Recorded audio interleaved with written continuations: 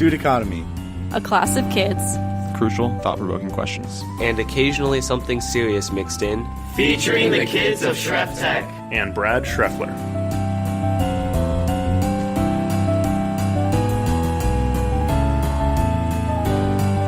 Hello and welcome to the Studicotomy podcast. This is episode 8. We're here with fourth period, including Bobby, Colton, Jaron, Perry, Gavin, myself, Alex, Meredith, Mr. Schreffler. I'm Ryan. You gotta get it. Introduce yourself. They don't know who you are. Myself. So what's the topic for today, Ryan? We're going to be talking about teacher empathy and how teachers sometimes fail to acknowledge that students have lives outside of school. This is a topic that, you yourself are, really trying to start getting into, because what you guys do last week or something, was it? Yeah, we had a protest. Well, we just stood outside during class in response to the shooting that happened on Valentine's Day in southern Florida, Parkland. And teachers failed to acknowledge that we have our own thoughts and our own beliefs, and they try to dictate when students can protest, and that kind of is counterintuitive against the entire reason of protesting. Okay, so as the teacher in the room, I think this is actually a more interesting topic now that you've brought it up, because I don't think this is an empathy issue. I think the issue here is what you are protesting. And again, the teachers at our school are not the problem. So walking out of their class is not protesting the problem, right? So, I get your point. You're right. You don't need permission to protest necessarily.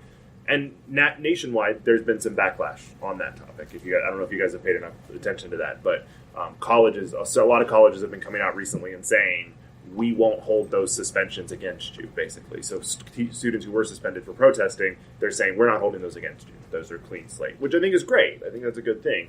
I don't think the stance of our school was that you guys shouldn't protest. The problem is that, why it was a thing that Ryan and a lot of people who were a part of it had brought up is because almost all administrators or teachers that had come up to us and talked to us about what we were doing, all of their reasoning was that, oh, you can't be doing this. You can only be doing this on March 14th, the day that we're telling you to do it. That was their legitimate reason for why we shouldn't be doing it. Not because almost none of them said you should be in class. All of them said, if you want to do this, we're going to let you do it on March 14th. Just don't do it today, please. That's the whole reason why it's so prevalent that they were saying, oh, okay, whatever, just, we'll let you do it just on this day, not this one. That's why it was so, obvious that was, a weird issue that was going on that shouldn't be happening. Jaron, you were involved as well. You were one of the ones standing out there. I was. What are your thoughts on it? My thoughts are that, we had, over the course of about an hour that we were out there, we had multiple administrators and teachers come up and talk to us and actually have a dialogue, a real conversation talking about the issue. And then the moment we asked to talk, he was immediately dismissive, demeaning. He wouldn't listen to anything Aaron had to say, who was mostly the voice of our movement. And he wasn't listening. He didn't have that same conversation that the administrators and the other teachers who came to talk to us did. Okay, so there's a difference then, because that part I wasn't aware of. So there's a difference then in the way you were addressed as opposed to so I think that's fair, and I think it does lean back to where we started with this idea of empathy, and empathy is ultimately recognizing the feelings and standpoints of other people, right? Recognizing where the people come from. So would you guys say across the board that your teachers are generally empathetic to you as people? No. Certain teachers. Yeah, I'd say Depends on the teacher. I'd say 80% plus of teachers I've had in my whole school life, K through 12, have had little to no empathy. I'd put it for sure. This year, I do have to say, this year is probably one of my best years with teacher empathy. Yeah, that's just because senior teachers are a little bit more lenient. They know there's a lot of stuff going on with college applications and stuff like that. They should know that everything in general is just stressful. Yeah, but why do we wait till senior year to recognize that problem? Gavin, you're not a senior, you're a sophomore. You have plenty of stuff going on outside of school. 3/4 of it is video games, but still, you have plenty of stuff going on outside of school beyond doing hours and hours of homework for all 7 of your classes. Yeah. This year it's been really good. I've had one really good teacher. My PUO teacher has been really good. She's really empathetic, and also we have a lot of conversations and debates and stuff like we do in this class and there, which is really good. But outside of that, we haven't, and I don't know. It's always been really weird to me why teachers don't acknowledge that, and I don't really know why. So it's a big thing that I think gets lost after like the early stages of school, because my mom, being a teacher for 20 plus years and is now a math certified trainer, and she teaches other teachers how to do their job basically, and she takes care of students that other teachers can't handle and stuff like that. Like, her job is basically her job is empathy.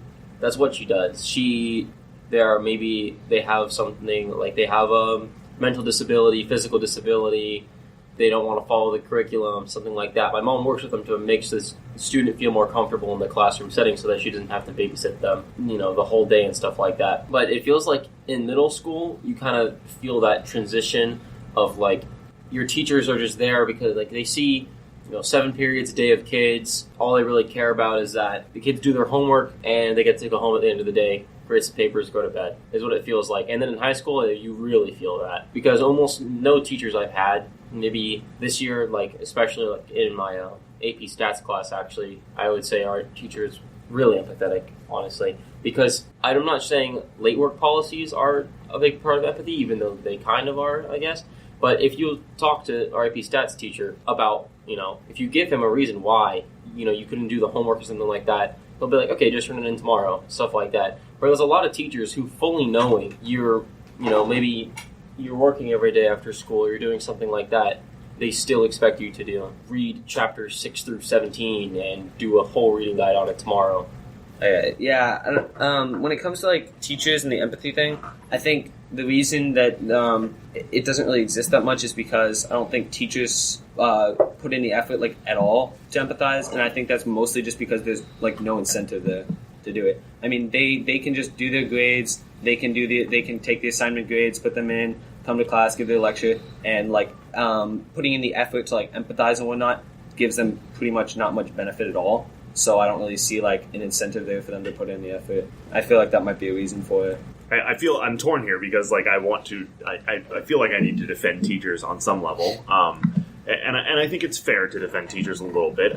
There's teachers are humans too. Well, I was going to say, teacher empathy. You guys have to empathize with your teachers as people, right? I mean, they have their own lives. And one of the reasons I think it's easy for us to discount your lives is that I go home and I have a son. I have a house. I have a mortgage to pay. I have to do maintenance. I have, there's things I have to do that you don't necessarily have to do as a child, right? And that's belittling on some level. But I mean, there are things that I have to do when I leave here. But I also think the job of a teacher requires a lot that you don't necessarily see in the classroom or whatever. There's a lot of additional pressures put on teachers beyond what they have to do in the classroom, and not just grading, not just meeting, but meetings with parents, calling parents, doing lesson plans, which are on insane templates that require a ton of detail, knowing the state standards and trying to make sure you guys are prepared for those, and tracking data to see what actually needs to be learned. And even if it may look to you that a teacher is standing in the front of the room giving a lecture and a planned lecture day after day after day, in the vast majority of cases, there's a lot of work going into that on the back end to make that happen. So I get it. I agree with you. I think we have an empathy problem. I think it's easy for teachers to not empathize with you, but I don't believe it's a lack of incentive. I think it's a lack of time and compensation beyond incentive. And when I say compensation, I mean we're barely compensated for the hours we already put in. A recent study came out and said that teachers are twice as likely as most CEOs to put in unpaid time. And that's a reality of our job. So I think there's that to consider as well. It's already hard to do our jobs in that time. And then you add class size. It's easy for me. I have 30 kids all day. A lot of our teachers have 30 kids a period 7 times a day. That's a lot harder to make those connections in a way that's really meaningful. And in order to empathize, I have to recognize you as a person, right? Well, I mean, I think it's like, I don't know. I've been quiet because I think when I think about a teacher, I think about somebody that's time out of their education and something changed their lives, somebody or something changed their lives in school, and it made them want to be a teacher or teach people something. I get that, but keep passing that forward. Keep being the person that made you want to teach. I don't know, some teachers just come in and they're just don't want to be here. like at all. Like they come in and they're like, oh, well, do this, this, this, and yeah. Could that be a factor of years of stress? I mean, we have a lot of veteran teachers at the school, right? Correct. We have a lot of veteran teachers. And so I think what we see here is a lot of what happens after years and years and years and 10 and 15 and 20 and 30 years of teaching. There gets to be wear out in almost any profession, right? I mean, that's not necessarily a condemnation of teaching by itself. Like any profession, eventually you kind of get worn out. But I mean, are we talking about like core classes, or are we talking about elective classes? Because most of me is top band for 30 plus years, and it's just like he loves his job every day, and he loves doing it, and he loves teaching people new things, and like it's just kind of crazy. Like my computer teacher, he's taught for 20 plus years, and he'll let you know that, and it's just kind of great to like see somebody so like he'll go and make that connection. He'll let you know like you're failing. What are you doing? Can I talk to you? What's going on? And I mean, you don't always have to do that. Some people just don't want to talk, and some kids just are like, okay, and you kind of get that feel because you're human and you understand people. A lot of teachers would argue your example of elective teachers gives that teacher a sort of unfair advantage because you're choosing to be in their class. If you're in a math class and you hate math, how much harder is it for that math teacher to make a connection with you when you already hate what they talk about 3/4 of the time? As opposed to being in a band room where you're choosing to be in band for the last 7-8 years at this point, or you're in CompTech and you're choosing to be in those programs because that's something you're already passionate about. You already have something in common with that teacher. So what about if you're a math teacher for students who hate math? How do you is that where the problem comes from, is we get this bisection or this dissection of what we teach? Right, and I get that. And having different teachers and being able to teach different subjects is, of course, a bias, and I understand that. But you wanted to teach that subject. Not necessarily. I know some teachers don't choose the subjects that they teach. But most of the math teachers that I've met or social studies teachers have wanted to teach social studies or math. And most of them have made it either boring and nobody wants to learn, or they either made it fun and they've taken that, like you said, they take hours and hours upon time, but they took that little extra step and made it that much more intriguing and more interesting. All right, so Meredith, you had something to share? Something to go off of what Schreffler said, not everyone in electives chose to be in that class, because there's some things for graduation you have to have a few fine arts credits. Yeah, but I think like you could make that argument for, say, like art or ceramics. A lot of people in ceramics don't necessarily want to be in ceramics. That's one of the classes that they tend to take. You don't take band just to fill a fine arts credit, typically speaking. That's true. You don't take level 3 of CompTech to fill an electives credit. You're doing that because that's what you want to do. You don't have to make up a level 4 of CompTech so that you can meet a credit requirement. That's true.